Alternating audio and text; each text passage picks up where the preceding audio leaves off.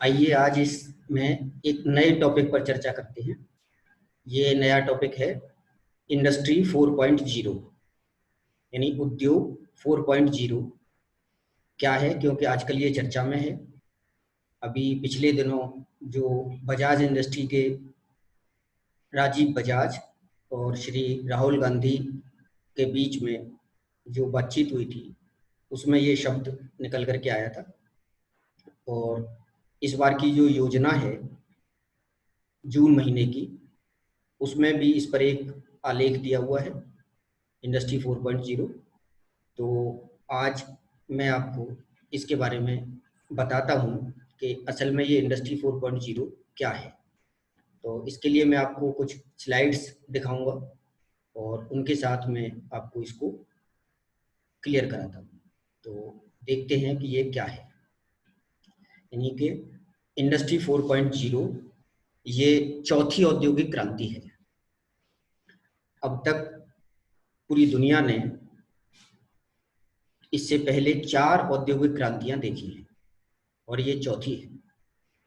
अब इसका मैं थोड़ा बैकग्राउंड आपको क्लियर करूँ, औद्योगिक क्रांति से हम क्या कहना चाहते हैं और फिर इसमें क्या चीज़ें चौथी में हैं।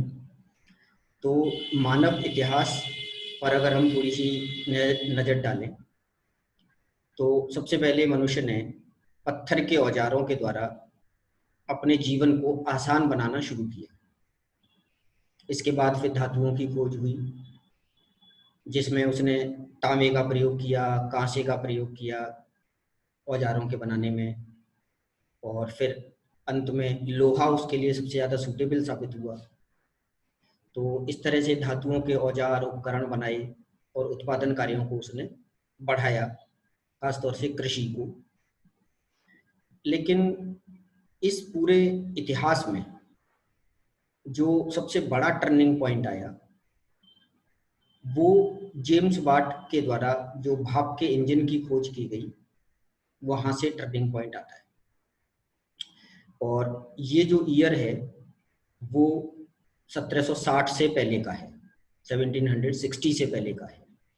तो ऐसे कहें हम कि पूरे आज तक के मानव इतिहास के औद्योगिक विकास की यात्रा को हम 2 भागों में बांटें।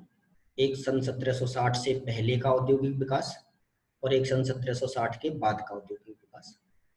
तो इसमें आप एक सबसे बड़ा जो परिवर्तन देखेंगे, महसूस करेंगे, वो ये है कि 1760 तक जो भी उत्पादन क्रियाएं थी, किसी भी तरह की जो उत्पादन क्रियाएं थी, वो सिर्फ और सिर्फ मानव श्रम पर आधारित थी, अथवा ज़्यादा से ज़्यादा उनमें जो पशु हैं हमारे, उनकी शक्ति का प्रयोग कर लिया जाता था। लेकिन जेम्स वाट के द्वारा जो भाप के इंजन की खोज हुई, वहां से एकदम से परिदृश्य बदलने लगा। यानी कि उत्पादन कार्यों में मशीनों का प्रयोग शुरू हुआ और इसी मशीनों के प्रयोग को ही हम औद्योगिक क्रांति का नाम देते हैं। और इससे शुरुआत होती है दुनिया में औद्योगिकीकरण की और पहली औद्योगिक क्रांति की, जिसे हम industrial revolution, first industrial revolution के नाम से जानते हैं। यानी इंग्लैंड में जेम्स वाट ने भाप की सहायता से चलने वाला एक इंजन बनाया और उस इंजन से मशीनें बनने लगी। और खास तौर से इसका सबसे पहला जो प्रयोग हुआ वो टेक्सटाइल इंडस्ट्री में हुआ, कपड़ा उत्पादन में हुआ। और इस प्रकार इंग्लैंड में और यूरोप में एक औद्योगिक क्रांति हुई। तो ये जो भाप के द्वारा चलने वाली मशीनें थी, इनसे जो उत्पादन हुआ उसको हम बोल के चलते हैं पहली औद्योगिक क्रांति। ये लगभग चली 1870 तक। इसके बाद बिजली से मशीनें चलने लगी। यानी पहली औद्योगिक क्रांति में मशीनें चलती थी भाप के द्वारा और पानी के द्वारा। अब 1860 में मशीनें बिजली से चलने की शुरुआत हुई, तो उससे उत्पादन में और वृद्धि हुई और इस तरह से इसको बोला गया दूसरी औद्योगिक क्रांति। फिर दूसरे विश्व युद्ध के बाद वर्ल्ड सिनेरियो चेंज हुआ, दुनिया का परिदृश्य बदला और कंप्यूटर जो है वो लोगों के जीवन में दखल देने लगा। कंप्यूटर के क्षेत्र में काफ़ी प्रगति हुई और फिर मशीनों को चलाने में कंप्यूटर का प्रयोग होने लगा, कंप्यूटर और आईटी का। इसको हम बोल के चलते हैं तीसरी औद्योगिक क्रांति। अब इसके बाद जो चर्चा हो रही है चौथी औद्योगिक क्रांति की, जिसे हम इंडस्ट्री 4.0 का नाम दे रहे हैं, इसमें कृत्रिम बुद्धि यानी कि artificial intelligence, cloud computing, 3D printing, इनका प्रयोग और ऑटोमेशन और रोबोटिक्स, इन सबको मिला करके हम उद्योगों को चलाना चाहते हैं, उत्पादन को बढ़ाना चाहते हैं, मानवीय हस्तक्षेप को कम करना चाहते हैं। तो इस तरह से इसको नाम दिया जा रहा है चौथी औद्योगिक क्रांति या फिर इंडस्ट्री 4.0, या फिर इसको हम स्मार्ट इंडस्ट्रियलाइजेशन भी कह रहे हैं, स्मार्ट फैक्ट्री भी कह रहे हैं। और ये जो शब्द आया है ये पहली बार जर्मनी में 2011 में प्रयोग किया गया था, जर्मन सरकार ने इसका प्रयोग किया था, लेकिन अब ये पूरी दुनिया में चर्चित है।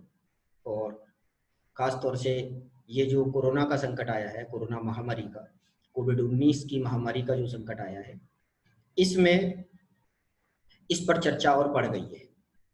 तो इस तरह से अगर हम समरी के तौर पर देखें तो जो इंडस्ट्री 4.0 है, अगर उसके बिंदुओं को देखें कि वो क्या है, तो असल में ये एक अवधारणा है, एक कंसेप्ट है जो कई चीज़ों को अपने साथ समाहित किए हुए है। यानी इंडस्ट्री 4.0 कोई एक विचार नहीं है, ये एक सामूहिक शब्द है जो बहुत सारी टेक्नोलॉजी और बहुत सारे वैल्यू चेन ऑर्गेनाइजेशंस को अपने में समाहित किए हुए है। और अगर इसको हम खास तौर से समराइज करें तो इसमें तीन चीज़ों को समराइज कर सकते हैं कि cyber physical system, internet of things और इंटरनेट ऑफ सर्विसेज। इन तीनों का एक कॉन्ग्रीगेशन है। इन तीनों को मिला करके उद्योगों में इसका उपयोग करना, ये एक सामूहिक अवधारणा के तौर पर इंडस्ट्री 4.0 है। इसको मैं ऐसे भी आपको बताऊं,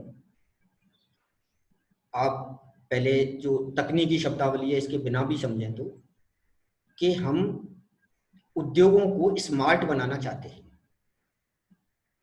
अब बात आती है कि स्मार्ट शब्द का अर्थ क्या है। जैसे हम पढ़ते हैं ना, smart chip, smart card, smart phone. तो यहाँ पर स्मार्ट का अर्थ क्या है? स्मार्ट का अर्थ है ऐसा कोई भी वस्तु, कोई भी मशीन जो इंटरनेट के माध्यम से सूचनाओं को इधर से उधर पहुंचाती है और सूचनाओं को संग्रहित करती है और उन सूचनाओं के आधार पर अपनी एक्टिविटीज को परफॉर्म करती है। वो सारी चीजें स्मार्ट कहलाती हैं। जैसे स्मार्ट चिप में जो सूचनाएं होती हैं उनको हम इंटरनेट के माध्यम से प्राप्त कर सकते हैं, आईटी के माध्यम से प्राप्त कर सकते हैं और एक जगह से दूसरी जगह उनको ट्रांसफर कर सकते हैं। स्मार्टफोन भी यही काम करता है। तो बिल्कुल इसी तरह से स्मार्ट फैक्ट्री बनाना, जिसमें मशीनें जो है वो internet of things, internet of services और साइबर फिजिकल सिस्टम का उपयोग करें। अब मैं इनको तीनों शब्दों को भी अलग अलग समझाऊंगा, लेकिन अभी मैं पृष्ठभूमि ही बता रहा हूँ। तो ये इंडस्ट्री 4.0 है, जिसमें हम मशीन टू मशीन संचार की बात करते हैं। यानी मशीनें एक दूसरे के साथ कम्युनिकेट करें। जैसे हम व्यक्ति के तौर पर एक दूसरे के साथ कम्युनिकेट करते हैं, अपने विचारों का आदान प्रदान करते हैं, सूचनाओं का आदान प्रदान करते हैं, इसी तरह से मशीनें सूचनाओं का आदान प्रदान करें। ये आपको सुनने में हो सकता है अजीब लग रहा हो कि मशीनें आपस में कैसे संचार करेंगी। हमारे जीवन में तमाम मशीनें हैं जो आपस में संचार करती हैं। मशीन टू मशीन कम्युनिकेशन काफ़ी होता है। इसका एक सामान्य सा उदाहरण एटीएम मशीन। बैंकों की एटीएम मशीन, एक एटीएम से जब हम पैसा निकालते हैं तुरंत वो मशीन सारे एटीएम मशीन को सूचना भेज देती है और अकाउंट से पेमेंट कट जाता है। अगर हमने 1000 रुपये अपने अकाउंट से निकाले तो वो मशीन सबसे पहला जो काम करेगी वो दूसरी एटीएम मशीनों के साथ कम्युनिकेट करेगी और सारी मशीनों को पता चल जाएगा कि इसके अकाउंट में 1000 रुपये का बैलेंस कम हो गया है, जिससे कि कोई व्यक्ति दूसरे एटीएम में जाकर के और फिर और पेमेंट विड्रॉ करे तो मशीनों को पता रहे। तो ये मशीन टू मशीन कम्युनिकेशन है। बिल्कुल एक इसी तरह से जो एक मैंने एटीएम का एग्जांपल दिया, बिल्कुल इसी तरह से हमारे उत्पादन कार्यों में जितनी भी मशीनें लगी होती हैं, वो सारी मशीनें आपस में कम्युनिकेट करें और उत्पादन क्रिया में वो सहभागी हों, और जिन कामों को, जिन निर्णयों को ह्यूमन बीइंग्स या मानव लेता है, उनकी जगह पर ये मशीनें निर्णय लेने लगें। वही स्मार्ट इंडस्ट्री है, स्मार्ट फैक्ट्री है, वही इंडस्ट्री 4.0 है। तो इसमें ये लाइन डायग्राम के माध्यम से मैंने यहाँ पर चीज़ों को समझाने की कोशिश की है कि इंडस्ट्री 4.0 क्या है और इसकी रिक्वायरमेंट क्या है। तो देखो आप इसमें देख रहे हैं, मैं थोड़ा पॉइंटर के माध्यम से समझाने की कोशिश करूं कि ये इनकी आवश्यकता है कि डाटा होना चाहिए, यानी सूचनाएं होनी चाहिए। फिर उन सूचनाओं को एक बृहद रूप में मशीनों के पास स्टोर होना चाहिए। फिर इसमें एक एडिटिव मैन्युफैक्चरिंग हम कहते हैं 3D प्रिंटिंग। मैं इन सारे शब्दों को क्लियर करूंगा आपको। 3D प्रिंटिंग, फिर क्लाउड कंप्यूटिंग, फिर साइबर सिक्योरिटी, फिर internet of things, system integration और सिमुलेशन। मैं एक एक शब्द को इनको समझाऊंगा आपको कि ये किस तरह से वर्क करते हैं। और फिर अंत में आएगा ऑटोनोमस रोबोट्स, यानी कि ये मशीनें हैं जो अपने आप उत्पादन क्रिया को करेंगी। यानी कि पूरे इस सिस्टम के लिए इन चीजों की रिक्वायरमेंट है। यानी कि एक तो आंकड़े पर्याप्त होने चाहिए जिनके आधार पर निर्णय लिए जा सके। दूसरा, एक ऑगमेंटेड रियलिटी, यानी कि इन आंकड़ों को वास्तविकता में संजो करके और उनको एक सूचना के रूप में परिवर्तित करना, और इनके माध्यम से 3D प्रिंटिंग या एडिटिव मैन्युफैक्चरिंग करना, जिसमें वस्तुओं की गुणवत्ता जो है वो मेंटेन रहती है। और ये सारी सूचनाएं जो है क्लाउड कंप्यूटिंग, यानी कि एक थर्ड पार्टी स्टोरेज में रहती है, जहां से इन सूचनाओं को आसानी से प्राप्त किया जा सके। और फिर इन सूचनाओं में जो साइबर सिक्योरिटी है कि इनमें कोई हैकर जो है या कोई वायरस जो है सूचनाओं को नुकसान ना पहुंचाए, या हैकर इन सूचनाओं को चुरा नहीं ले जिससे कि पूरे सिस्टम को नुकसान पहुंचे, तो उसके लिए साइबर सिक्योरिटी। और फिर मशीनों के आपस में कम्युनिकेट करने के लिए जो एक प्लेटफॉर्म होता है इंटरनेट का, वो इंटरनेट ऑफ थिंग्स। और फिर इस सारे पूरे सिस्टम को जोड़ने के लिए एक प्रक्रिया, वो सिस्टम इंटीग्रेशन का अर्थ यहाँ पे जोड़ना है। और फिर सिमुलेशन, कि इन सारी चीज़ों को कंप्यूटर पर सॉफ्टवेयर के माध्यम से करके देखना और उनकी गुणवत्ता की जांच करना, ये सिमुलेशन है। सिमुलेशन कृत्रिम तरीके से वस्तुओं को वास्तविकता में ना बना करके सिर्फ उन्हें सॉफ्टवेयर के रूप में बना करके और उनकी गुणवत्ता जांच कर ली जाती है। और फिर इस गुणवत्ता के आधार पर मशीनें, जो स्वचालित मशीनें होती हैं, ऑटोमेटेड मशीनें होती हैं, वो उत्पादन करती हैं।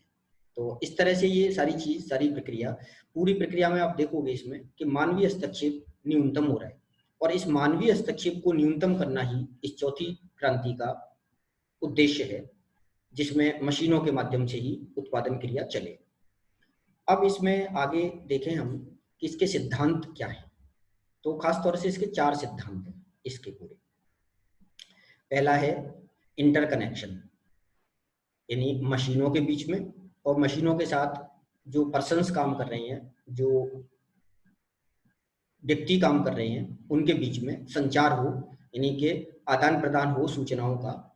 और इसके लिए इंटरनेट ऑफ थिंग्स और इंटरनेट ऑफ पीपुल, यानी पर्सन्स, ये इंटरनेट का माध्यम जो सूचनाओं का आदान प्रदान करे। तो एक सिद्धांत इंटरकनेक्शन। दूसरा इंफॉर्मेशन ट्रांसपेरेंसी, यानी कि सूचनाएं ट्रांसपेरेंट होनी चाहिए, किसी तरह की कोई सूचना छुपाई नहीं जानी चाहिए, क्योंकि अगर सूचना छुपाई जाएगी तो उत्पादन की गुणवत्ता में या फिर उत्पादन की मात्रा में किसी न किसी स्तर की कमी आ जाएगी। तो इंफॉर्मेशन ट्रांसपेरेंसी। और टेक्निकल असिस्टेंस, इसमें जिस भी टेक्नोलॉजी की जरूरत है, जिस तरह की भी तकनीक की आवश्यकता है, वो तकनीक उपलब्ध। और फिर डिसेंट्रलाइज्ड डिसीजन, यानी विकेंद्रीकृत निर्णय, नहीं कि निर्णय जो है मशीनें अपने तरीके से लें, एक जगह पर मैनेजमेंट बैठ करके निर्णय ना ले, अलग अलग जहाँ जिस तरह से जरूरत है, जहाँ रिक्वायरमेंट है, वहाँ की मशीनें निर्णय लें आपस में कि किस तरह से उत्पादन करना है, कितना उत्पादन करना है, कब उत्पादन करना है। तो ये 4 सिद्धांत हैं इसके। एक बार फिर बोलें, interconnection, information transparency, technical assistance और डिसेंट्रलाइज्ड डिसीजंस, इन सिद्धांतों पर ये चौथी औद्योगिक क्रांति आधारित है। अब इस चौथी औद्योगिक क्रांति के लिए आवश्यकता किन किन बातों की है? तो आवश्यकता है एक तो मोबाइल डिवाइसेस। मोबाइल डिवाइसेस ये मशीनें हैं जिन्हें हम एक जगह से दूसरी जगह ले जा सकते हैं। दूसरा, एक प्लेटफॉर्म जो इंटरनेट ऑफ थिंग्स। तीसरा, टेक्नोलॉजी की जो डिटेक्शन की लोकेशन है, यानी कि टेक्नोलॉजी का उपयोग कहाँ होना है, किस तरीके से उपयोग होना है, उसकी स्थिति हमें पूरी तरह से पता हो। फिर अगली आवश्यकता, मशीन और मनुष्यों के बीच में कम्युनिकेशन की सुविधा हो, यानी कि मनुष्य जो है, मानव जो है, वो मशीनों को निर्देश दे सके और मशीनें उस पर किस तरह से एक्ट कर रही हैं ये मशीन उसको फीडबैक दे। ये कहलाता है एडवांस ह्यूमन मशीन इंटरफेस, एक प्लेटफॉर्म है ये भी। फिर ऑथेंटिकेशन एंड फ्रॉड डिटेक्शन, यानी कि कहीं कहीं इस पूरी प्रक्रिया में कोई किसी तरह का फ्रॉड नहीं हो, किसी तरह की चीटिंग नहीं हो, वो उसको डिटेक्ट करने की पूरी प्रक्रिया। 3D printing. 3D प्रिंटिंग यानी कि पहले प्रिंटिंग, यहाँ पे शब्द से कंफ्यूज नहीं करना है, ये वस्तुओं के निर्माण के लिए बस प्रिंटिंग समझाने के लिए शब्द है यहाँ पे। 3D है कि वस्तुएं जो होती हैं वो 3 डायमेंशन में होती हैं, लंबाई, चौड़ाई और ऊंचाई में। तो पहले वस्तुओं को कंप्यूटर पर पूरी उसकी डिजाइन तैयार करना, जैसे जूता है तो जूते की डिजाइन, कार है तो कार की डिजाइन, फ्रिज है तो फ्रिज की डिजाइन, इनकी डिजाइन पहले कंप्यूटर पर तैयार करना, जिसके लिए कंप्यूटर एडेड डिजाइन टेक्नोलॉजी होती है, सॉफ्टवेयर होते हैं, कैड और कैम सॉफ्टवेयर होते हैं, उनके माध्यम से पहले किसी भी वस्तु की जिसका उत्पादन करना है उसकी डिजाइनिंग करना। फिर उसके निर्माण में, उस डिजाइन को बनाने में किन किन वस्तुओं की आवश्यकता है वो कंप्यूटर पर डिसाइड करना। फिर कितनी मात्रा में उनकी आवश्यकता है ये भी कंप्यूटर पर डिसाइड करना सॉफ्टवेयर के माध्यम से। इस तरह से जब सारी चीजें कंप्यूटर पर तैयार हो जाती हैं तो सिमुलेशन तकनीक से, सिमुलेशन सॉफ्टवेयर के माध्यम से कंप्यूटर पर ही उसको प्रोडक्ट को बनाना और बनाने के बाद फिर उसकी गुणवत्ता की जांच करना। इसके बाद फिर मशीन को आदेश देना कि जिस तरह का प्रोडक्ट और जिन जिन चीजों को जोड़ करके, जितनी क्वांटिटी में जोड़ करके इस प्रोडक्ट को कंप्यूटर पर बनाया गया है, उतनी वस्तुओं को उसी अनुपात में जोड़ करके फैक्ट्री में, कारखाने में, मशीन के माध्यम से उस वस्तु का उत्पादन करना, ये कहलाता है 3D प्रिंटिंग। यानी प्रिंटिंग शब्द यहाँ पे सिर्फ आपको बताने के लिए है कि जिस तरीके से हम टाइपिंग करते हैं, कोई पेज तैयार करते हैं, पहले हम उस पर करेक्शन करते हैं, प्रूफ रीडिंग करते हैं, पेज की सेटिंग करते हैं, जब हम सेटिस्फाई हो जाते हैं उस पेज से तब हम उसको प्रिंट करते हैं। तो प्रिंटर जिस तरीके से हमने जैसा पेज सेट किया था, जैसी डिजाइन सेट की थी, जो कलर कॉम्बिनेशन हमने दिए थे, जो फॉन्ट साइज हमने रखे थे, जिस तरीके से भी हमने उस पेज को तैयार किया था, एग्जैक्टली प्रिंटर उसी तरीके से उस पेज को प्रिंट कर देता है। बिल्कुल वैसे ही मशीन पर हमने कंप्यूटर पर किसी भी प्रोडक्ट का डिजाइन तैयार किया। फॉर एग्जाम्पल मैं जैसे कहूँ कि जूते का ही डिजाइन तैयार किया, कार का डिजाइन तैयार किया, तो कार का पूरा डिजाइन पहले तैयार हुआ सॉफ्टवेयर के माध्यम से। फिर उस डिजाइन के अनुसार कार को बनाने के लिए किन किन कंपोनेंट्स की, किन किन मटेरियल की आवश्यकता है वो भी सॉफ्टवेयर से ही तैयार हुए। मतलब हमने पता किया कि किस अनुपात में, किस मात्रा में चाहिए। इसके बाद फिर उस कार को हमने सिमुलेशन तकनीक से बना करके देखा। फिर हमने उसके साथ टेस्ट किए, उसकी सुरक्षा मानक, उसकी स्पीड के मानक, उसके माइलेज के मानक क्या हैं, वो हमने सब चला करके और सॉफ्टवेयर के माध्यम से ही कंप्यूटर पर ही देखे। जब हम सेटिस्फाई हो गए, बिल्कुल जैसे हम किसी डिजाइन से सेटिस्फाई हो जाते हैं, जब हम सेटिस्फाई हो गए तब फिर हमने मशीन को ऑर्डर किया कि इस तरह की डिजाइन हमें बनानी है। तो मशीन बिल्कुल कंप्यूटर की उन सूचनाओं का प्रयोग करते हुए उस रॉ मटेरियल को उसी अनुपात में यूज करते हुए, जो रॉ मटेरियल कंप्यूटर ने तैयार किया था, उसी आधार पर वो कार को बना देगी। तो इस तरह से जो कार का निर्माण होगा ये बिल्कुल कंप्यूटर से दिशा निर्देश प्राप्त करके होगा। और इसी को हम, इस तरह से बनी हुई कार को 3D प्रिंटिंग टेक्नोलॉजी या फिर एडिटिव मैन्युफैक्चरिंग कहेंगे। एडिटिव शब्द यहाँ पे योगात्मक विनिर्माण है, योगात्मक यानी कि विभिन्न रॉ मटेरियल को जोड़ करके और फिर हमने वो वस्तु बनाई है। तो ये 3D प्रिंटिंग है। और इसके लिए मशीनों में आपस में एक दूसरे के साथ कम्युनिकेट करने के लिए कि कब किन वस्तुओं की आवश्यकता है, वो सब स्मार्ट सेंसर्स होते हैं जो एक दूसरे के साथ सूचनाओं के आदान प्रदान में काम आते हैं। इसी के साथ में जरूरत है फिर एडवांस प्रोसेस की, बिग एनालिटिक्स। बिग एनालिटिक्स का मतलब है कि इस तरह से जो हमने डाटा का यूज किया था, रॉ मटेरियल का यूज किया था, उसके लिए हमारे पास बहुत सारा डाटा होना चाहिए कि किस प्रोडक्ट की क्या क्वालिटीज हैं, उसको बनाने वाले कंपोनेंट्स किस क्वालिटी के चाहिए, कितनी मात्रा में चाहिए। ये सब एनालिटिक्स में आती हैं चीजें, इनका मतलब विश्लेषण में आती हैं। तो हमें बड़ी मात्रा में विश्लेषण के लिए प्रोसेस चाहिए होती है, प्रोसेसिंग करनी होती है। और फिर अगला है multi level customer interaction and customer profiling. ये मतलब कि जो प्रोडक्ट है वो हमें सेल करना है, तो उसके लिए कस्टमर के साथ इंटरेक्शन और उसकी प्रोफाइलिंग, के कौन कस्टमर हमारा पोटेंशियल कस्टमर है, किसके साथ हम प्रोडक्ट को बेच सकते हैं। फिर ऑगमेंटेड रियलिटी की जो वास्तविकताएं हैं मार्केट की, उनको हम यहाँ पर कंसीडर करते हैं। कंप्यूटर सिस्टम रिसोर्सेज, इस पूरे प्रक्रिया में कंप्यूटर्स की जरूरत होती है। और डाटा विजुअलाइजेशन और लाइव ट्रेनिंग कि जो भी इसमें इन्वॉल्व होते हैं इन प्रक्रियाओं में, उनकी ट्रेनिंग, ये सब आवश्यकताएं हैं जिनके आधार पर हम चौथी औद्योगिक क्रांति को परफॉर्म कर सकते हैं। ये राइट हैंड की तरफ मैंने एक रोबोट दिखा रखा, और ये सिर्फ ये बताने के लिए कि चौथी औद्योगिक क्रांति असल में क्या है। तो देखिए रोबोट ये बोल रहा है कि I shall handle the information and calculations and you worry about your job. मतलब कि रोबोट कह रहा है कि हम सारी चीज़ों को कर लेंगे, सारी सूचनाएं और सारी गणनाएं हम कर लेंगे, तुम तो सिर्फ अपनी नौकरी की चिंता करो क्योंकि हम तुम्हारी नौकरी खा जाएंगे। ये रियलिटी है इसकी चौथी औद्योगिक क्रांति की, यानी कि इसमें मानवीय हस्तक्षेप को न्यूनतम किया जाना है। अब आगे हम इसमें देखते हैं कि इसके घटक।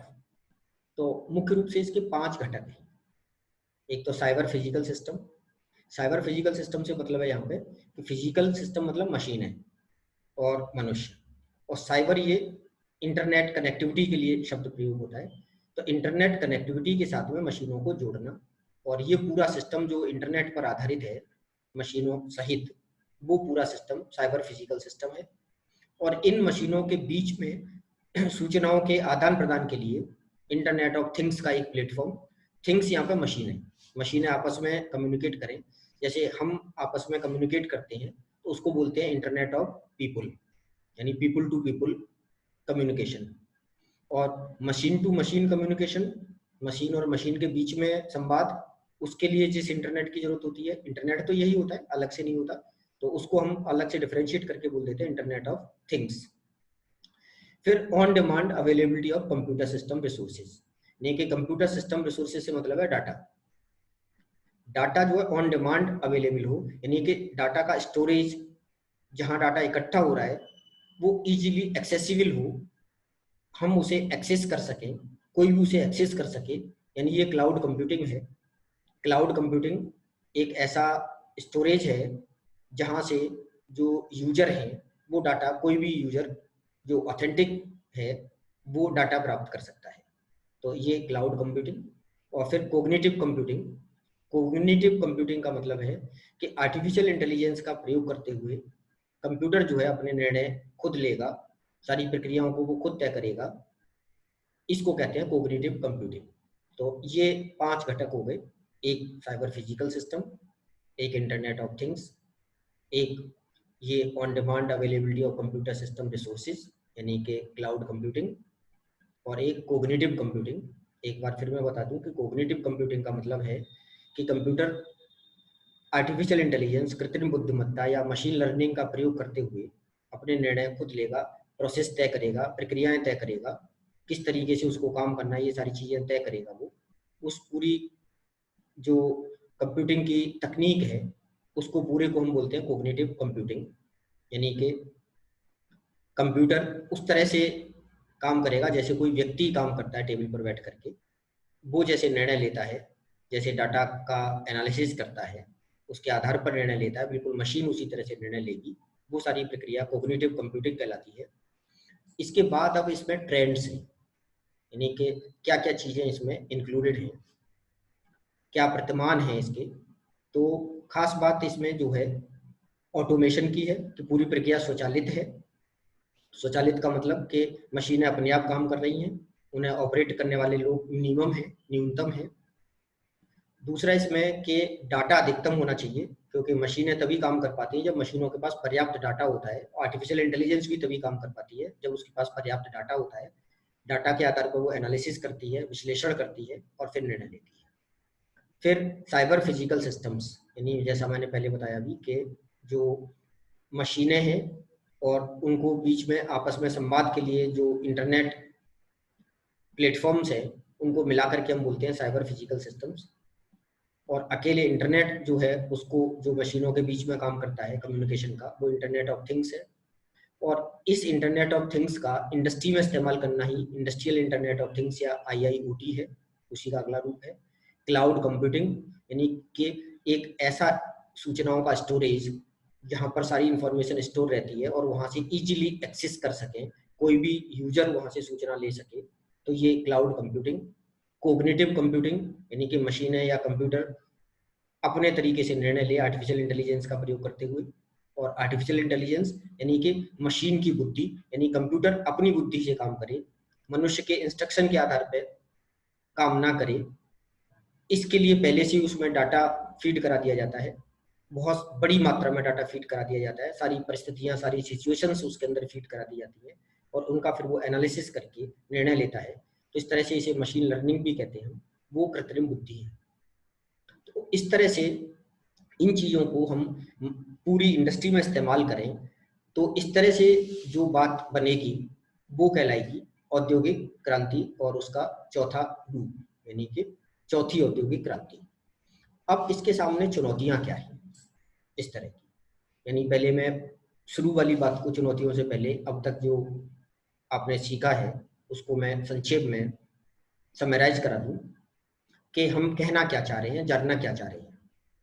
यानी उद्योग 4.0 या इंडस्ट्री 4.0 से हम क्या समझना चाह रहे हैं। तो सारी बातों को समरी के तौर पर ऐसे समझें कि हम उत्पादन क्रियाओं में मानवीय हस्तक्षेप को, ह्यूमन इंटरफेरेंस को न्यूनतम करें और जो स्मार्ट तकनीक है हमारी, जो जिसमें internet, information technology, cloud computing, 3D technology, robotics, cyber systems,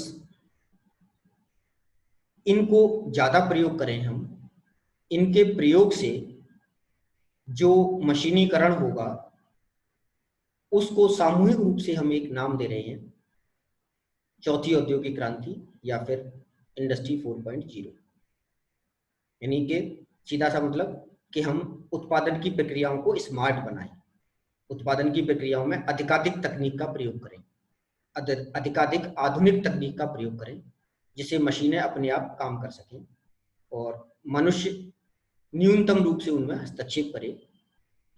शुरू में गुणवत्ता वगैरह तो वो बताएगा, मनुष्य फीड कराएगा, लेकिन बाद में मशीनें ऑटोमेटिक, जिन्हें हम एक शब्द इस्तेमाल करते हैं कि ऑटोमेटिक मशीनें अपने आप उत्पादन करती है, वही इंडस्ट्री 4.0 है।